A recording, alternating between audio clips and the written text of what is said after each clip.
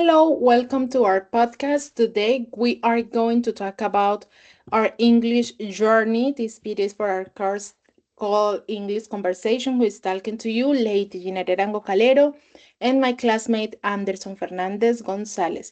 We are going to talk about our experience during this journey of learning a new language, in learning English as a second language. So let's start with some few questions that will help us to tell you through how was the experience through this process. So today we are going to start talking about when and how did you start learning English?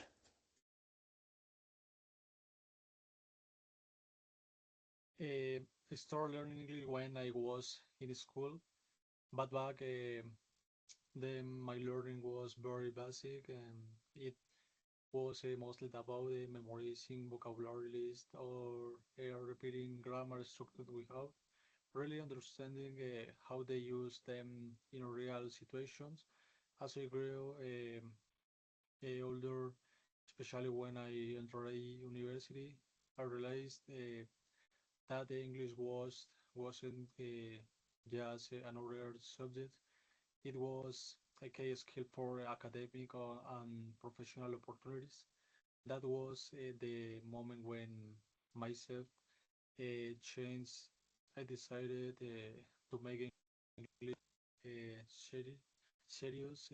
So I began watching content in English, practicing on my own, and looking for ways to use the languages in more practical and meaningful context. In your case, when and how did you begin learning English? Um, I don't remember exactly at period of when I started learning English because I think it, since I have memory, has been always a grade on school. So, but when I was about 12 or 13 years old, I became really obsessed with a show that is called Shake It Up. And I loved that show. And because of that, I became with like in love and obsessed with English. So I wanted to learn the languages. And I started by learning like the verb to be and all that. And the verb to have. I remember there was one of the first steps that I did when I was trying to start learning, but also something that really helped me the most when I started learning English was actually listening to music and trying to read and watch as much as possible English TV.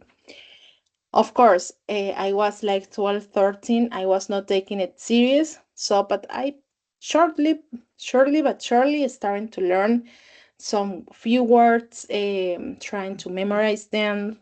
So I remember that that was that first step that I did, and it was like was in love. I want to understand the persons. I want to know what people are saying in English, what the meaning of the songs.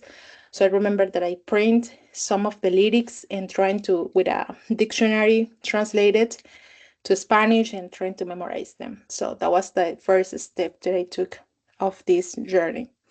So now let me ask you about the key challenges and how did you face them or you overcame them through this learning journey. One of my biggest challenges was speaking with confidence.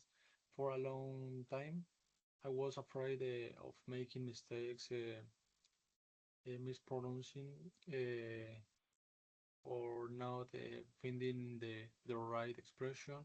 Another challenge was understanding native speakers, especially when they target fast or used informal phrase. To overcome these obstacles, I had to change my perspective. I accepted that uh, making mistakes is part of learning, and I started practicing without worrying too much about being perfect. I listened to podcasts, watched short videos, and repeat um, process until they felt natural. I was practice it with classmates whenever I had the chance. Gradually, of these small efforts helped me become more comfortable and confident using the languages. The next question is what effective strategies helped you improve your English? I have to talk about the key challenges that I faced. Okay, I'm gonna talk first about the key challenges that I faced and what's about memorizing. I had a problem with the memorizing words, and I think that was a little making it a little bit more difficult when it comes to learning because if you don't remember the word or how is or what that word means, you will have a problem when you try to communicate. So one of the things that I did was trying to train my memorizing and trying to write as much as possible because I did notice that when I write, I keep on mind everything more longer in longer terms. So I overcame that as practicing um, writing as much as possible. So to in order to be able to keep it them on mind, that was one of the most challenging part. I think that was also pronunciation, and I think that I am still working on it, trying to improve my pronunciation, be a little bit more neutral. But so far, I've considered that I am good, and one of the biggest challenge was that actually the memorizing part. So now we can move to the next one, that is the effective strategies that help you improve your English. I would like to hear from you. What did you do, or you are doing still, or you used to do to try to help you to improve your English learning? The strategies were really effective for me. One was creating a daily routine, even a short one, listening to music in English while reading the libraries, watches interviews or short clips, repeat dialogues from series, and try to learn a few new words each day. Another method that helped a lot was shadowing, which means listening to a sentence and repeating it with the same intonation. This improved both my pronunciation and fluency. What memorable experience have you had related to learning English? No. I need to answer the effective strategies that help me because I asked you. Now it's Sorry, my go ahead. turn. Yeah. So, Yeah. one of the more effective strategies that helped me the most through this journey is the fact that I love to read. So, reading became a really enjoyable part of this journey because I think that when you open a new book, you are experiencing and facing new things, new words, and new vocabulary as well. So, for example, I'm just gonna show you a little bit of what I usually do. That, for example, right now I am reading this book that is called The Alchemist. And why do I love to read this book? And it's helped me to improve my English because when I found a word that I don't know what it means or it's a new word for me, I use something called Notion to keep on track of what I am learning. So something that I do is when I see something that is new for me, I actually write them down in order to keep it in mind because for me, as I mentioned at first, memorizing is a problem. So writing helps me to keep them on mind. So something that I do is if I find a new word, I write it down on my chart on Notion, and I will classify it if it is an adjective, substantive, if it is a verb, or if it is a something informal of way of saying things or expressions that also are really helpful because we know that English is not just a structure and grammatic rules. It's also learn a little bit more of the culture and informal things also. So, for example, all something that I like to do that is with it has to do with this reading process is that I love to read romance. So right now I am reading this series that is the Chestnut series is romance because I love, and this is the series that helped me to get a lot of vocabulary and knowledge about new words of way of saying things.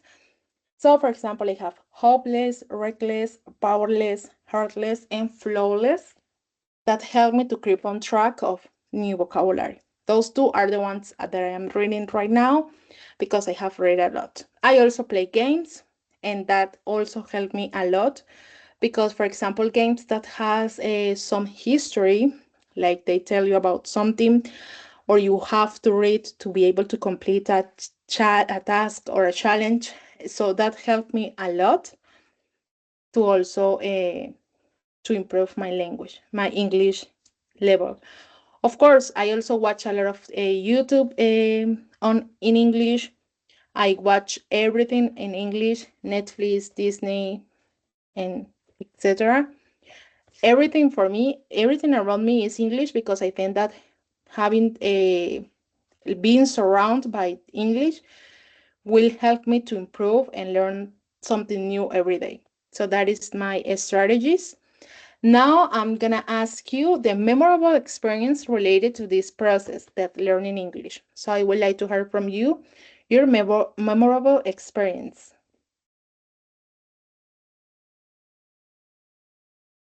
One memorable experience was the first. I had a long conversation with a foreign person.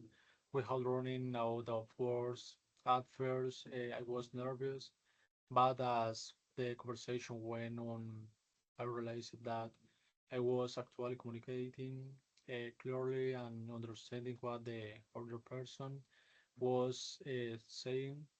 It was a very rewarding moment because it showed me that all the practice and effort were the paying off.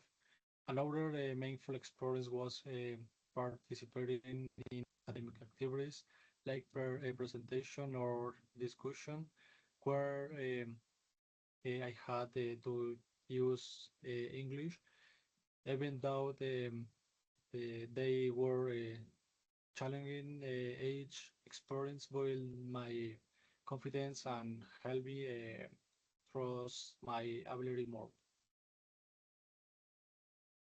What memorable experience have you had related to learning English? Oh, I have quite a lot, but one of the more memorable, the most memorable are the ones that when I first landed in a foreign country that just speak English, I was a little bit confused of the way the pronunciations. I was confused with, for example, hungry and angry. So I did not know if the person was asking me if I am angry or hungry because I was confused. That was quite funny.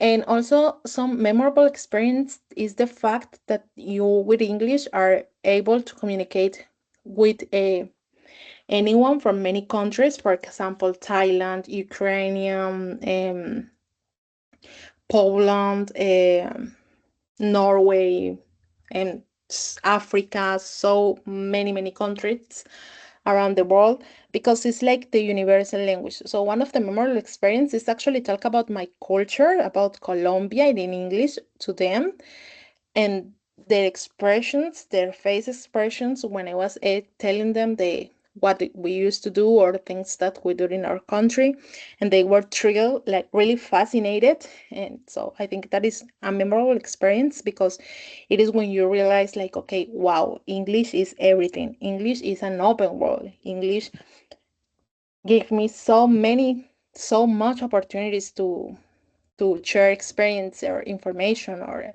for example, in my case, about my culture in a foreign language. So I think that is one of the most memorable experience that I have on this journey. So now I would like to ask you your current level and future goals, if you have any future goals, um, according to your English professing. Professing.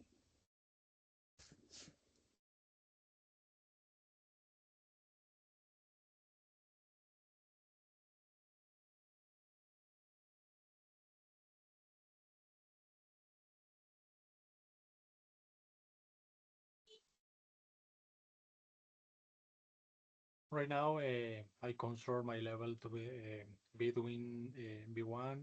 I can communicate, understand main ideas.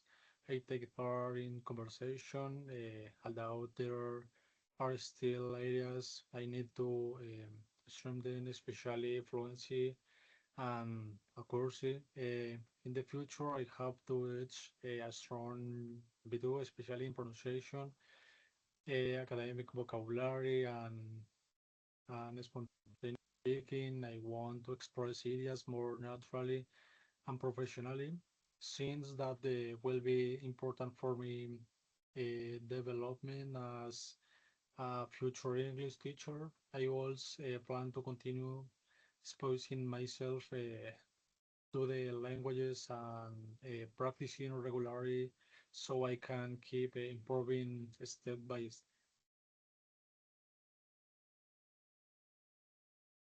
What is your current level and what are your future goals in the English proficiency? Well, my current level, I consider that I am either B1 or B2 because I'm able to understand. I have a really good listening comprehension and I can talk very clear and express my ideas. But I also had a problem with is the writing. When it comes to that, I need to improve that, work a lot on that.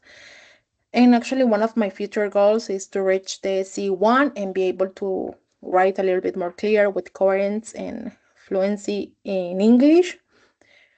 I think just that so far is that. And of course, like I said, learning English is like every day you learn something new. So there is a lot going on. This is non-stop. This is everyday learning, practicing, and enjoying this journey. So this is all for today. This is our presentation. Thank you for listening. I hope you like this video. And see you next time. Do you have something to say? Thank you for listening to our podcast. We hope our reflection motivate you to continue practicing and enjoying the amazing languages. Amazing.